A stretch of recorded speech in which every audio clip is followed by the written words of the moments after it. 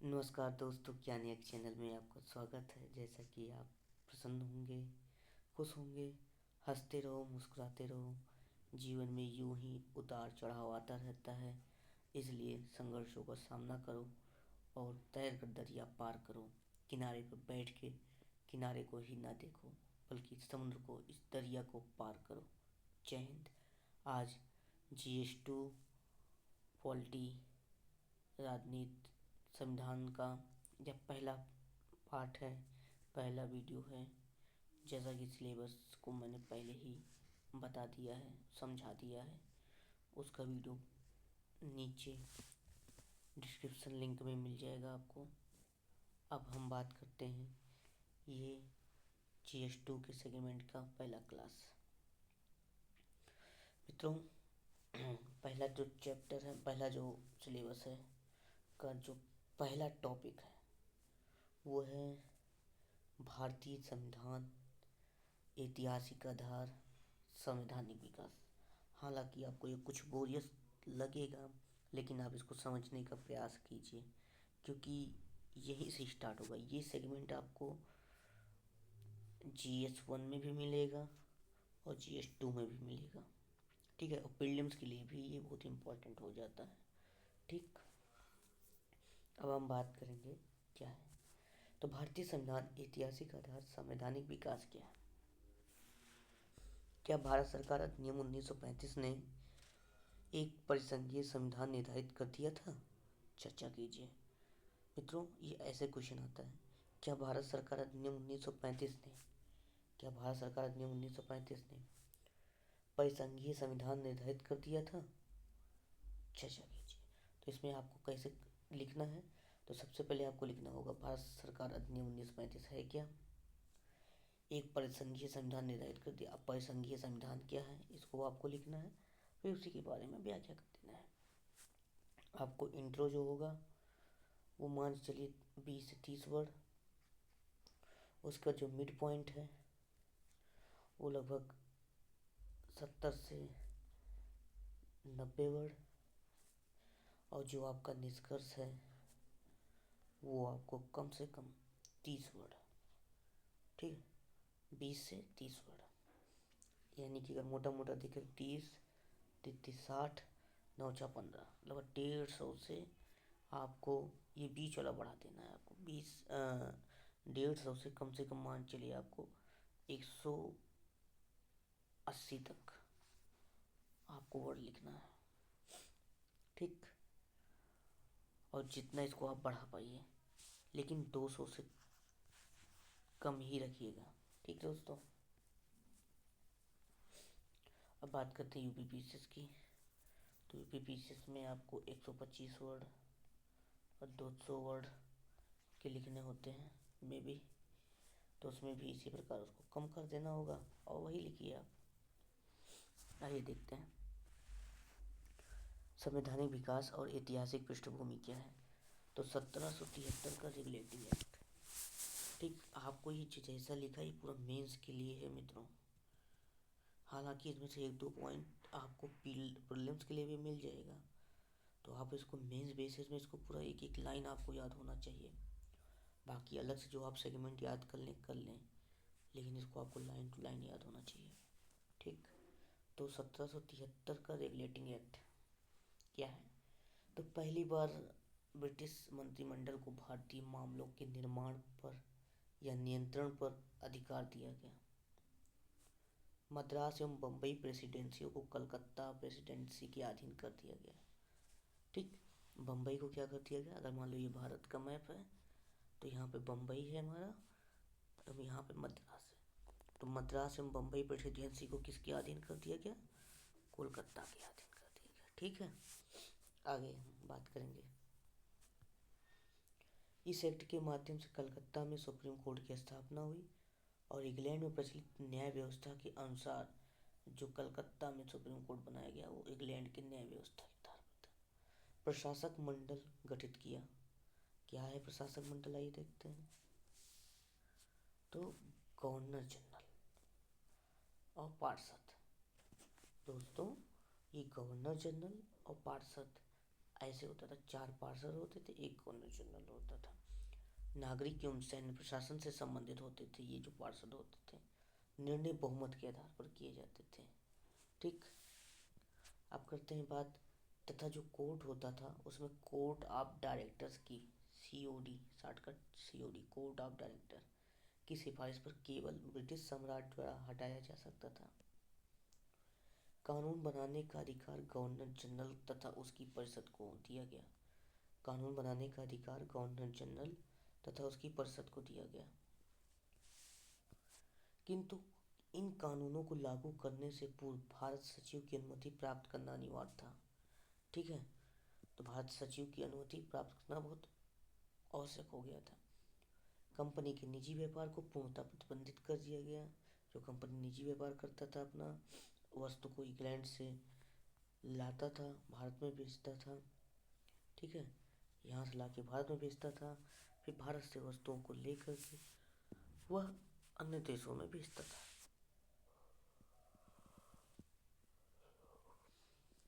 केंद्रीय प्रशासन की नींव रखी गई। अब आते हैं ब्रिटिश इंडिया, एक बहुत इंपॉर्टेंट है, ध्यान दीजिएगा। ये जो 4 पॉइंट आपको बताया, 4-5 पॉइंट 1773 का, इस पर आप ध्यान दीजिएगा कि पहला क्या है कि 1773 का रेगुलेटिंग एक्ट। इसमें क्या था कि पहली बार ब्रिटिश मंत्रिमंडल को भारतीय मामलों के नियंत्रण पर अधिकार दिया गया। उसके बाद मद्रास एवं बम्बई प्रेसिडेंसियों को कलकत्ता प्रेसिडेंसियों के अधीन कर दिया गया। तीसरा, इस एक्ट के माध्यम से कलकत्ता में सुप्रीम कोर्ट की स्थापना हुई। इंग्लैंड में प्रचलित न्याय व्यवस्था के अनुसार प्रशासक मंडल गठित किया गया। ठीक, ये चित्र है जो आप देख सकते हैं, निर्णय बहुमत के आधार पर लिया जाता था तथा कोर्ट ऑफ डायरेक्टर की सिफारिश पर केवल ब्रिटिश साम्राज्य द्वारा हटाया जा सकता था।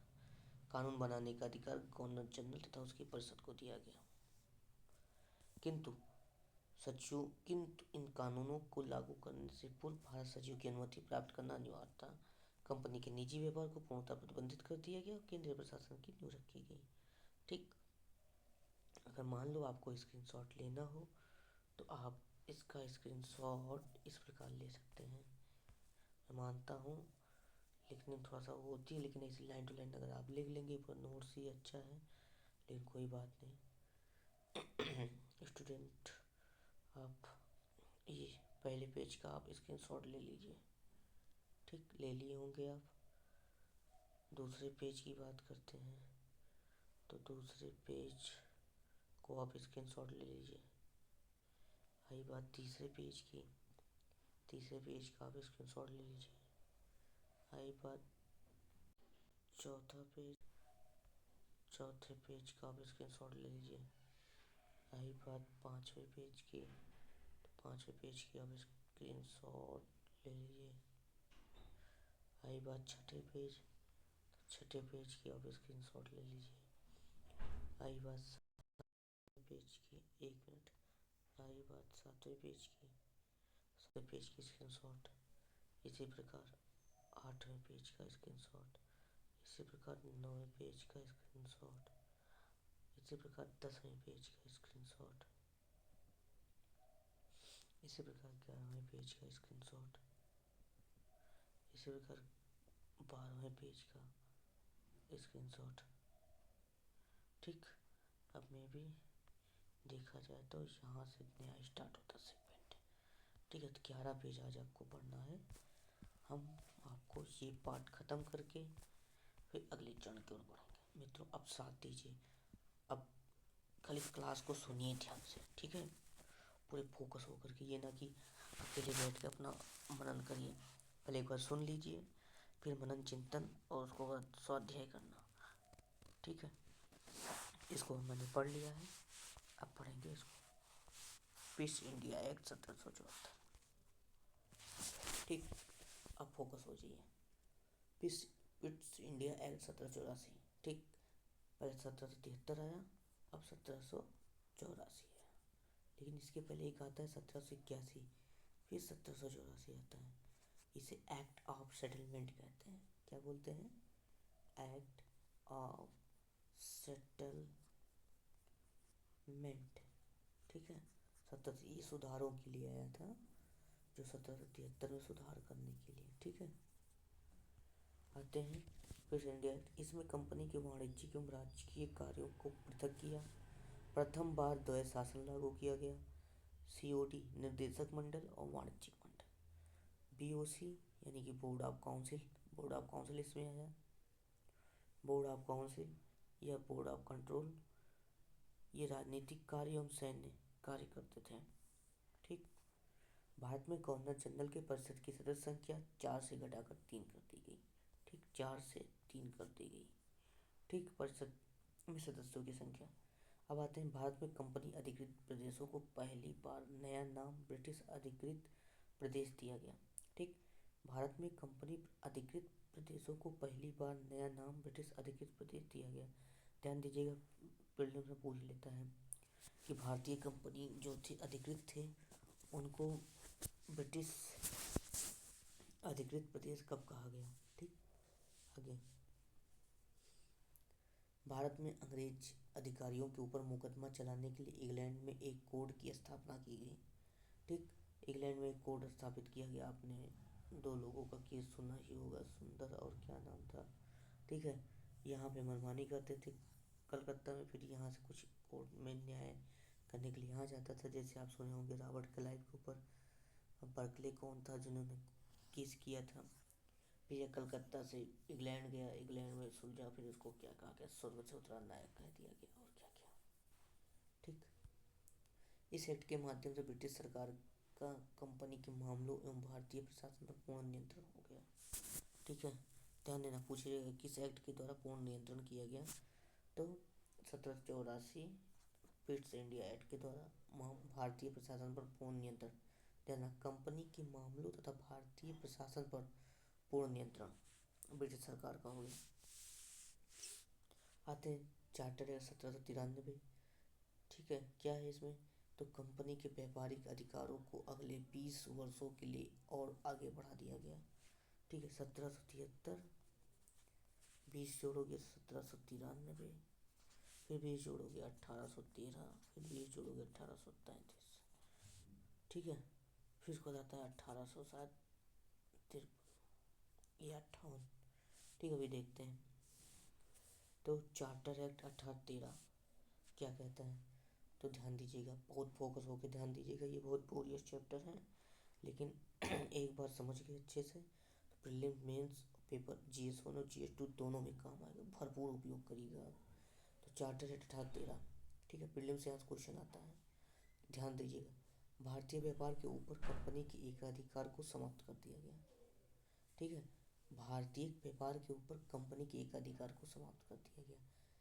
क्या कर दिया गया कि सिर्फ चीन एवं पूर्वी देशों के साथ चाय के व्यापार पर कंपनी के एकाधिकार को सुरक्षित रखा गया, ठीक। चीन और के साथ चाय को छोड़ के बाकी सभी व्यापार को समाप्त कर दिया गया, एकाधिकार को समाप्त कर दिया गया, ठीक।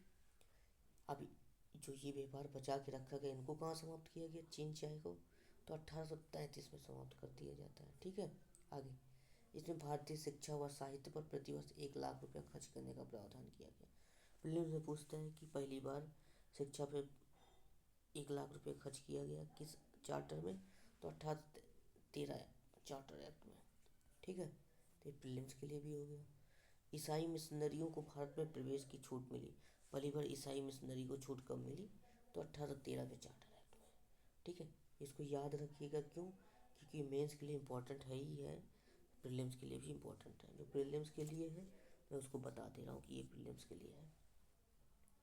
सभी अंग्रेज व्यापारियों को भारत से व्यापार करने की छूट दे दी गई, ठीक है। तो पहली बार ये भी था कि सभी प्रकार के अंग्रेज आ सकते हैं। अब जो पहले 24 वो थे डायरेक्टर थे ब्रिटेन में, उनके साथ साथ अदर भी आ सकते हैं। कंपनी को और अगले 20 वर्षों के लिए भारतीय प्रदेशों तथा राजस्व पर नियंत्रण का अधिकार दे दिया गया, ठीक है। ब्रिटिश द्वारा 20 वर्ष का और उन्हें अधिकार दिया गया कि आप राज कर सकते हैं। आते हैं अगले सेकेंड में, चार्टर एक्ट 1833 क्या कहता है, चार्टर एक्ट 1833, तो चाय के व्यापार तथा चीन के साथ व्यापार करने संबंधी कंपनी के अधिकार को समाप्त कर दिया गया, ठीक है। चीन और चाय जो था इसको 1813 में सुरक्षित रखा गया, बाकी सबको समाप्त कर दिया गया। फिर इन्हीं को 1833 में समाप्त कर दिया गया। ठीक है, आइए अधिकार को। ठीक, आते हैं कि बंगाल का गवर्नर जनरल अब भारत का गवर्नर जनरल कहा जाने लगा। प्रीलिम्स क्वेश्चन क्या पूछेगा कि भारत का जो गवर्नर जनरल था अब उसको क्या कहा जाने लगा, भारत का गवर्नर जनरल कहा जाने लगा। और पहले भारत के गवर्नर जनरल कौन बने, कौन बने, बोलो बोलो, वेलिंगटन, कौन? ठीक है, इसको आप कमेंट में लिखिएगा, कौन बना भारत का प्रथम गवर्नर जनरल। ठीक, पहले जनरल आया, पहले गवर्नर आया, ठीक है, रॉबर्ट बना, उसके बाद गवर्नर जनरल आया, ठीक है। जनरल में कौन बना, तो जो 1773 में गवर्नर था उसका क्या नाम था, लॉर्ड हेस्टिंग, क्या लॉर्ड वेलिंगटन ना, नाम याद नहीं आ रहा है, अभी बताता हूँ मैं आपको। ठीक है, तो ये ऐसे क्रम मैं आपको बता रहा हूँ। पहले जनरल आते हैं, फिर गवर्नर जनरल आते हैं, फिर भारत का गवर्नर जनरल आता है, फिर वायसराय आता है। ठीक है, वायसराय आता है। ठीक है, ये हो गया। एक बात, वारेन हेस्टिंग, ठीक, पहले कौन था, Robert Clive, governor, governor general Warren Hasting, Warren Hasting, ठीक है। फिर भारत का गवर्नर जनरल, ठीक है, भारत का गवर्नर जनरल माउंट बेटन, अरे यार क्या, लॉर्ड माउंट, ठीक है। और उसके बाद फिर वायसराय में कैनिंग आएगा। आगे दोस्तों इसको एक बार रिकॉल करना पड़ेगा, क्रम याद रखिएगा गवर्नर जनरल का, जैसे मैं बीच बीच में भूल रहा हूँ, अभी एक बार देखूंगा तो याद आ जाएगा, लेकिन आप ध्यान दीजिएगा, गवर्नर जनरल का क्रम याद रखे रहेंगे तो आपका हर जगह पे काम आएगा। ठीक है, जैसे कौन सा युद्ध कब हुआ, अगर आपको गवर्नर जनरल का पीरियड पता है तो सब कहानी लिख लेंगे, उस गवर्नर जनरल के समय क्या क्या हुआ था। ठीक है, इसको मैं बहुत स्पेसिफिक तलाश लूँगा, आप परेशान ना होइएगा, आपको प्रीलिम्स के लिए बहुत अच्छा मैं गाइडेंस करूँगा। तो बंगाल का गवर्नर जनरल अब भारत का गवर्नर जनरल कहा जाने लगा। भारतीय कानूनों को लिपिबद्ध करने के उद्देश्य से एक विधि आयोग की नियुक्ति की गई। ठीक है, भारतीय कानूनों को लिपिबद्ध करने के उद्देश्य से एक विधि आयोग की नियुक्ति की गई। इस एक्ट के माध्यम से नियुक्ति के संबंध में योग्यता को महत्व दिया गया। इस एक्ट के माध्यम से नियुक्ति के संबंध में योग्यता को महत्व दिया गया। फिर आगे, दास प्रथा को गैर कानूनी घोषित कर दिया गया। क्या किया गया, दास प्रथा को गैर कानूनी घोषित किया गया। ठीक, 1833 के चार्टर एक्ट के तहत दास प्रथा को गैर कानूनी घोषित किया। और आपको पता होगा 1829 में सती प्रथा का भी समाप्त कर दिया गया था ना, तो 1829 में दास प्रथा को समाप्त किया गया था। ओ सॉरी, सती प्रथा को कौन, राजा राम मोहन राय के सहयोग से किया गया था। ठीक, अब बात करेंगे कि भारतीय प्रदेशों पर तथा राजस्व पर कंपनी के अधिकारों को 20 वर्षों के लिए और बढ़ा दिया गया। ठीक है, भारतीय प्रदेशों पर तथा राजस्व पर कंपनी के अधिकारों को 20 वर्षों के लिए और बढ़ा दिया गया, किंतु निश्चित किया गया कि भारतीय प्रदेशों का प्रशासन अब ब्रिटिश सम्राट के नाम से किया जाएगा। किंतु निश्चित किया गया कि भारतीय प्रदेशों का प्रशासन अब ब्रिटिश सम्राट के नाम से किया जाएगा। चार्टर एक्ट 1853 क्या कहता है, तो इस एक्ट के माध्यम से कार्यपालिका एवं विधायिका संबंधी शक्तियों का पृथक्करण किया गया। इस एक्ट के माध्यम से कार्यपालिका एवं विधायिका संबंधी शक्तियों का पृथक्करण किया गया। इसमें क्या हुआ कि भारत में पहली विधान परिषद की स्थापना की गई। ध्यान दीजिएगा, जहाँ पहली आ जाए उसको बहुत फोकस कर दो। फिर विधान परिषद द्वारा पारित किए गए किसी विधेयक पर गवर्नर जनरल को वीटो का अधिकार प्राप्त किया गया। ठीक, आगे अब नियुक्तियां प्रतियोगी परीक्षाओं से होने लगी। ध्यान देना, नियुक्तियां किस प्रकार होने लगी, प्रतियोगी परीक्षा से होने लगी। भारत के शासन को अच्छा बनाने के लिए 1858 का एक्ट आया। भारत के शासन को अच्छा बनाने के लिए 1858 का एक्ट है। क्या है इसमें 1858 के एक्ट में, तो भारत पर शासन करने का अधिकार ईस्ट इंडिया कंपनी को लेकर ब्रिटिश क्राउन को दे दिया गया। ठीक, ध्यान देना, बहुत इंपॉर्टेंट है ये प्रीलिम्स के लिए। पूछा भी है कि ईस्ट इंडिया कंपनी के शासन को ब्रिटिश क्राउन को दिया गया था 1858 एक्ट के दौरान। ठीक है। अब जो ये बीओसी बोर्ड ऑफ काउंसिल थे, जो 1774 के द्वारा आए थे, सीओडी कोर्ट ऑफ डायरेक्टर जो था 1773 के द्वारा आए थे, कि अधिकार को समाप्त कर दिया गया तथा उनके समस्त अधिकार भारत सचिव की दे दिए गए। ठीक है, भारत सचिव को दे दिया गया। ध्यान देना, इसको याद करिएगा कि बीओसी और सीओडी को समाप्त कर दिया गया तो 1858 द्वारा। जैसे चीन और चाय को छोड़कर अन्य व्यापार के एक अधिकार को समाप्त किया गया था तो 1813 के द्वारा, और चीन चाय के व्यापार को 1833 के द्वारा समाप्त किया गया था। उसी प्रकार बीओसी और सीओडी को 1858 के एक्ट के द्वारा समाप्त कर दिया गया। ठीक है। अब ब्रिटिश सत्ता पर, अब भारत पर ब्रिटिश कंपनी थी, उस पर ब्रिटिश सत्ता का अधिकार हो गया, क्राउन का अधिकार हो गया।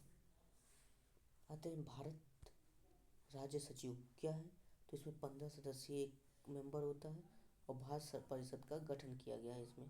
इसमें क्या कहा गया है, तो भारत का गवर्नर जनरल अब वायसराय हो गया, ताज प्रतिनिधि हो गए। ठीक है, जब ताज ही प्रतिनिधि हुआ, अखिल भारतीय सेवाओं तथा अर्थव्यवस्था से संबद्ध मसलों पर भारत सचिव भारत परिषद की राय मानने को बाध्य था। ठीक है, भारत के गवर्नर जनरल को भारत सचिव की आज्ञा अनुसार कार्य करने के लिए बाध्य कर दिया गया।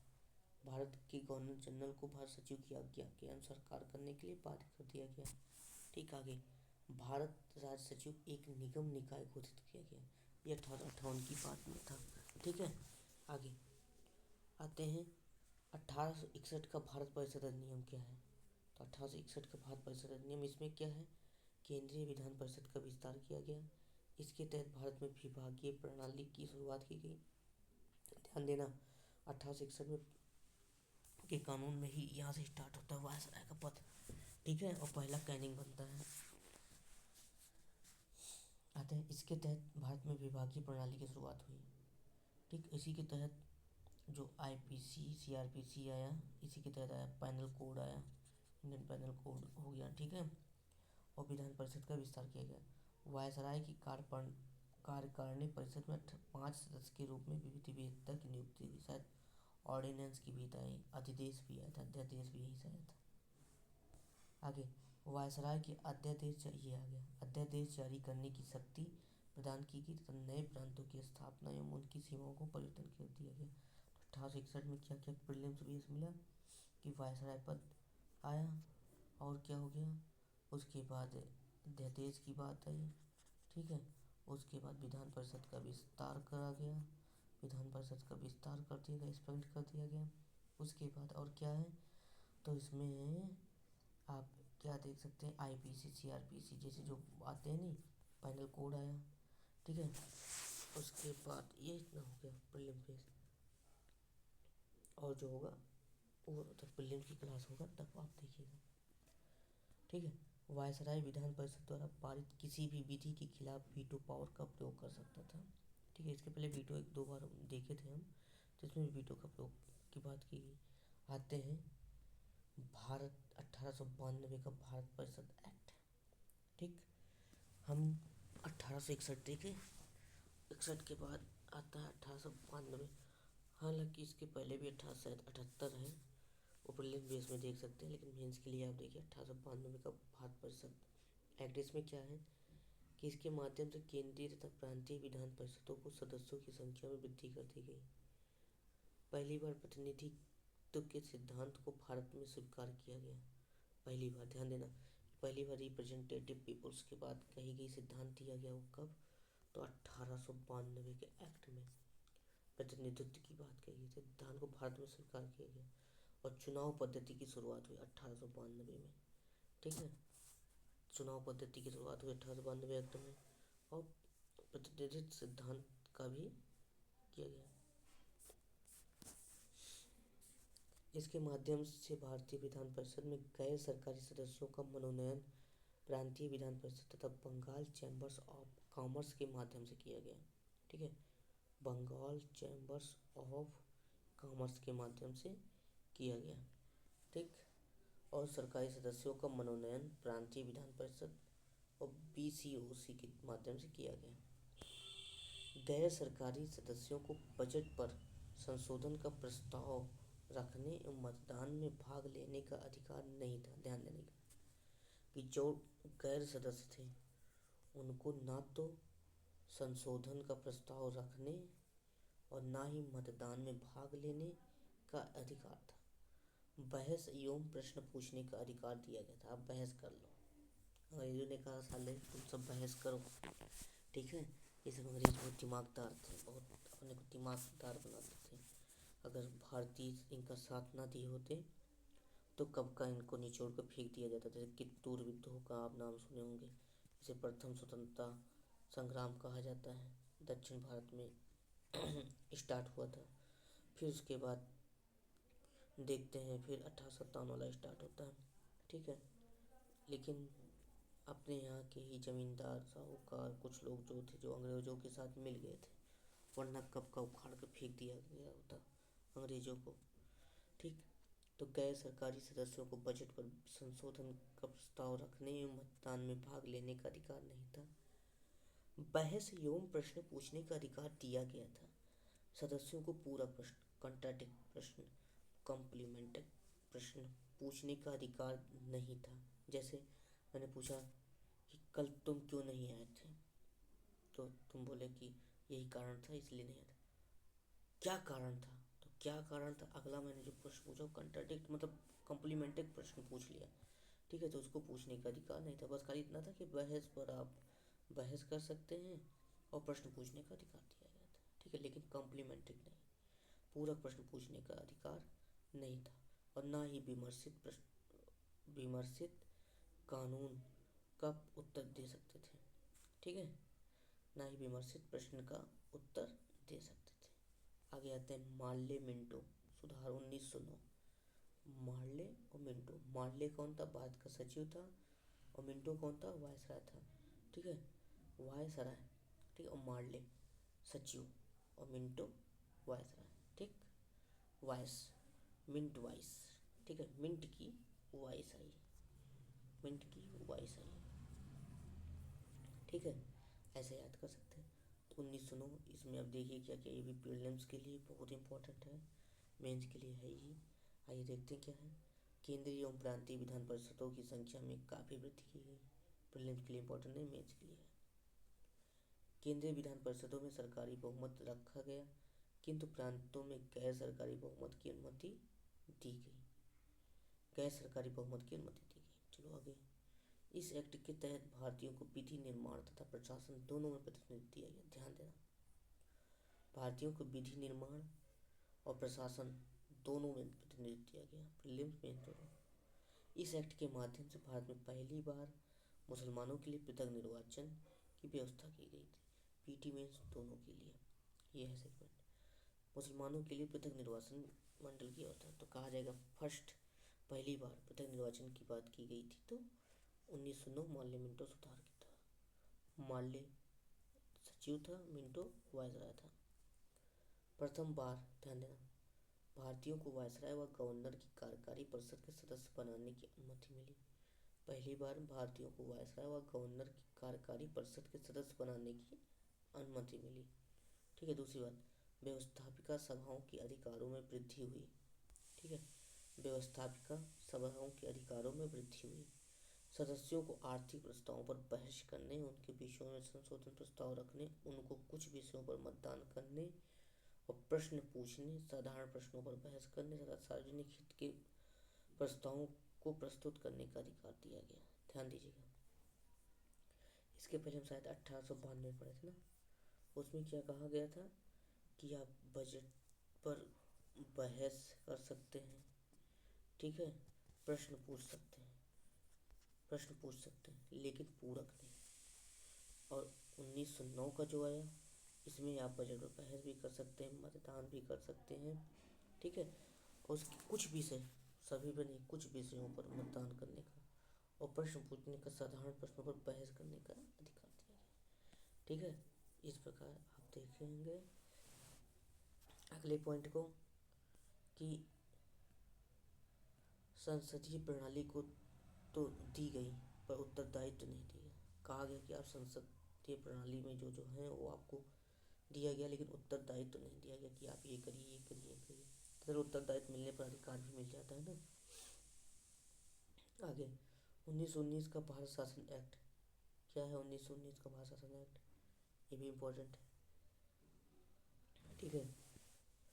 उसके बाद इसमें क्या है, मॉन्टेग्यू और चेम्सफोर्ड सुधार इसे कहा जाता है। मॉन्टेग्यू और चेम्सफोर्ड सुधार क्या है इसमें कि इस एक्ट में पहली बार भारत में उत्तरदायी शासन जैसे शब्दों का प्रयोग किया गया। उत्तरदायी शासन, ठीक है, पहली बार कहा जाएगा उत्तरदायी शासन के शब्दों का प्रयोग किया गया। तो 1919 का भारत शासन अधिनियम। मित्रों, गवर्नर जनरल की कार्यकारिणी में 8 में से 3 भारतीय थे, ठीक है, पहली बार ये सब हुआ। केंद्र में द्विसदनीय व्यवस्था की स्थापना की गई, जिसमें एक राज्यपाल परिषद तथा दूसरा केंद्रीय विधानसभा के नाम से जाना गया। इम्पोर्टेंट है कि पहली बार द्विसदनीय व्यवस्था की स्थापना की गई तो 1919 के चार्टर। और इसी में भी कहा गया था कि द्वैत शासन की भी बात की गई थी कि, और यहाँ पे प्रांतीय शासन था, ठीक है। फिर उसके बाद जब 1935 आएंगे तो इसको समाप्त करके प्रांत का शासन हटा करके केंद्र को सर्वोच्च कर दिया जाएगा। देखिए आ गया ना कि एक मिनट, प्रांतीय स्तर पर द्वैत शासन प्रणाली की स्थापना की गई। प्रांतीय विषयों को 2 भागों में बांटा गया, आरक्षित और हस्तांतरित। इस एक्ट द्वारा सिख, यूरोपीय, एंग्लो इंडियन ईसाइयों को पृथक प्रतिनिधित्व दिया गया। प्रत्यक्ष निर्वाचन प्रणाली लागू करते हुए मताधिकार को 3% बढ़ाकर 10% कर दिया गया। दोस्तों ये प्रीलिम्स बेस भी है कि इस एक्ट के द्वारा सिख, यूरोपीय, एंग्लो इंडियन आदि को पृथक निर्वाचन में ज्वाइन किया गया, ठीक है। और यहाँ पे आप जो देख रहे हैं आरक्षित विषय और हस्तांतरित विषय। हस्तांतरित विषय भारतीयों को दिया गया, इसमें शिक्षा था, ठीक है, स्वास्थ्य था, सेवा था आदि जैसे मामले इनको दिया गया। जबकि पुलिस, राजस्व और शक्ति ये तीनों आरक्षित विषय में अंग्रेजों ने अपने पास रखे, ठीक है। बस खाली एक संतुष्टिकरण की राजनीति थी, ठीक, कि भारतीयों के हाथ में लॉलीपॉप थमा दिया गया और संपूर्ण शक्ति राजस्व अपने पास रखा। इस एक्ट द्वारा सिख, यूरोपीय, एंग्लो इंडियन एवं ईसाइयों का पृथक निर्वाचन दिया गया, पृथक प्रतिनिधित्व दिया गया। प्रत्यक्ष निर्वाचन प्रणाली लागू करते हुए मताधिकार को 3% बढ़ाकर 10% कर दिया गया। प्रत्यक्ष निर्वाचन प्रणाली के द्वारा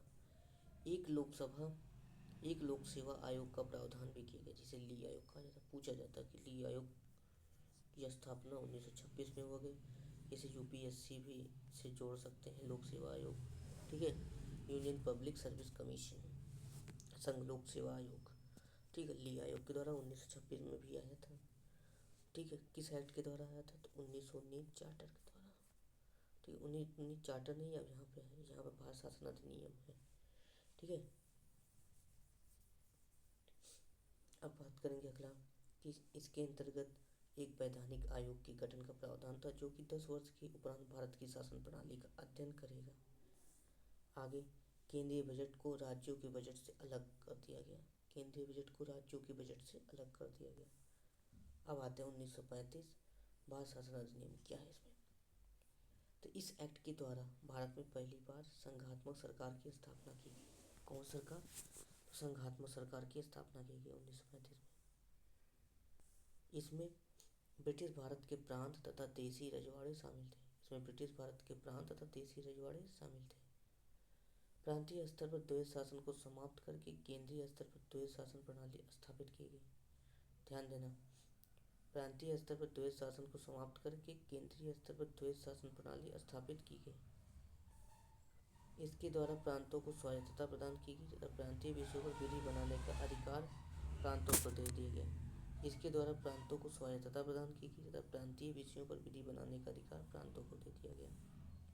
गवर्नर जनरल सभी कार्य मंत्री परिषद की सलाह से कार्य करता था। ठीक है, यहाँ पे देखिए जो गवर्नर जनरल था अब जो सभी कार्य मंत्री परिषद की सलाह से करता था।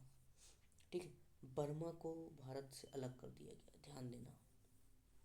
बर्मा यानी कि म्यांमार, ठीक है, जिसे पैगोडा भी कहा जाता है। इसको भारत शासन अधिनियम 1935 के द्वारा अलग कर दिया गया। बर्मा, हालांकि कई युद्ध हुए हैं। विषयों को 3 सूची में बांटा गया, संघ सूची, साझ सूची, समवर्ती सूची। ठीक है, पूछा जाता है कि भारत में ये जो सूची है कहाँ से लिया गया है, तो इसकी जो भाषा है, भाषा इसकी ऑस्ट्रेलिया से ली गई है। ठीक है, सूचियों की, और संघ एवं राज्य समवर्ती सूची 1935 के अधिनियम से भी लिया गया है। ठीक है, आगे एक संघीय न्यायालय की स्थापना की गई। आरबीआई का प्रावधान था, एक संघीय न्यायालय की स्थापना की गई, आरबीआई का प्रावधान इसमें किया गया, और संघीय लोक सेवा का प्रावधान भी किया गया। पीटी है, ये सब मेंस में भी लिख सकते हैं, लेकिन पीटी के लिए भी इम्पोर्टेंट है। एक संघीय न्यायालय की स्थापना की गई, आरबीआई का प्रावधान किया गया, संघीय लोक सेवा का प्रावधान किया गया, एवं सांप्रदायिक प्रतिनिधित्व को भी बढ़ाया गया। ठीक है, आगे भारतीय संविधान के स्रोत में भारत शासन एक्ट 1935 भी है। इसमें निम्न को लिया गया, क्या क्या लिया गया, जो भारतीय संविधान है, ध्यान देना पीटी के लिए, इसमें 1935 से क्या क्या लिया गया है। देखिए, तो संघ की व्यवस्था लिया गया 1935 के अधिनियम से, राज्यपाल पद लिया गया है, न्यायपालिका लिया गया है, लोक सेवा आयोग लिया गया है, आपातकालीन प्रावधान लिए गए हैं। ये 1935 के अधिनियम से लिया गया है। ठीक है, अब आते हैं भारत शासन अधिनियम 1947 क्या है। तो भारत में ब्रिटिश राज समाप्त हुआ। 15 अगस्त 1947 को भारत को स्वतंत्र संप्रभु राष्ट्र घोषित किया गया, और भारत का विभाजन कर भारत और पाकिस्तान को स्वतंत्र डोमिनियन बनाया गया। भारत का विभाजन कर भारत और पाकिस्तान को स्वतंत्र डोमिनियन बनाया गया। ठीक है, अब इस प्रकार यह क्लास यहीं से पहला सेगमेंट समाप्त होता है। ठीक है, क्लास 1 एंड होता है यहाँ पे। अगला क्लास कल से अपलोड होगा। ठीक है, जय हिंद दोस्तों, हंसते रहो, मुस्कुराते रहो, अपने समय का सदुपयोग करो। आप इस भौतिकता में ना उलझिए, अपने लक्ष्य को ध्यान में रखते हुए जब तक आपका लक्ष्य पूर्ण ना हो जाता तब तक आप ना भटकिए। प्रतिदिन अपना एक समय सारणी बनाइए और उसमें लिखिए कि आज मुझे ये करना है, आज मुझे अपने शरीर के लिए करना है। 3 चीज़ पे ध्यान दीजिएगा दोस्तों, जो मैं भी करता हूँ और आप भी करिए। क्या है, मेरा फार्मूला है BMS। बी मतलब बॉडी, शरीर पर ध्यान देना है, स्वास्थ्य से लेकर के शरीर के दिखावे तक। ठीक है, एम मतलब मनी, पैसे के लिए, जैसे कि आपके पास पैसा आता होगा खर्चे के लिए तो आप सेविंग करिए। अगर आप अभी कमा नहीं रहे तो आप सेविंग करिए। अगर आपको 4,000 मिल रहा है मंथली का, तो आप प्रयास करिए कि इनमें से कुछ ना कुछ बचाइए। जितना सेविंग करिए उसको आप रखते जाइए, रखते जाइए। ठीक है, चाहे पिग्गी बैंक या चिल्ड्रन बैंक बना कर रखिए, चाहे कुछ भी करिए, तो आप सेविंग पर ध्यान दीजिए। और अगर आप पैसा कमा रहे हैं, मार्केटिंग, शेयर मार्केट या अदर कुछ भी कर रहे हैं, तो एक निश्चित समय उसको दे दीजिए, उसके द्वारा आप करिए। और तीसरा है स्टडी। अगर इस समय आप स्टूडेंट हैं तो सबसे ज़्यादा इसको रेशियो दीजिए। कम से कम आप, एग्ज़ाम का टाइम है तो 12 घंटे मिनिमम। ठीक है, और वैसे नॉर्मली है तो आप मिनिमम 8 घंटे। ठीक है, और अगर आप स्टडी या बिजनेस भी कर रहे हैं, तैयारी भी कर रहे हैं, या कुछ भी जॉब भी कर रहे हैं, तैयारी भी कर रहे हैं, तो उसके लिए मिनिमम 6 आवर आपको फुल फोकस होकर के देना है। ठीक है, स्टडी पे। जय हिंद दोस्तों, यही है, आप इस पर ध्यान दीजिएगा और हर 10 मिनट में हल्का सा अपने चेहरे पर मुस्कान लाइए, जिससे शरीर शांत और स्वस्थ रहता है। आपने पढ़ा होगा, स्वस्थ शरीर में स्वस्थ मस्तिष्क का निवास होता है। जैसा होगा अन्न, ठीक है, जैसा होगा आपका अन्न, अन्न वैसा होगा आपका मन। इसलिए अन्न को अच्छा खाइए, सुपाच्य खाइए, स्टूडेंट हैं तो, और ना भी हो तब भी। उसके बाद आपका मन अच्छा रहेगा तो भटकेगा नहीं और आपकी तैयारी अच्छी होगी। नींद पर्याप्त लीजिए। जय हिंद। इस चैनल को लाइक कर दीजिएगा, सब्सक्राइब कर दीजिएगा दोस्तों। बहुत समय लगता है, मेहनत लगता है सेगमेंट बनाने में। जय हिंद।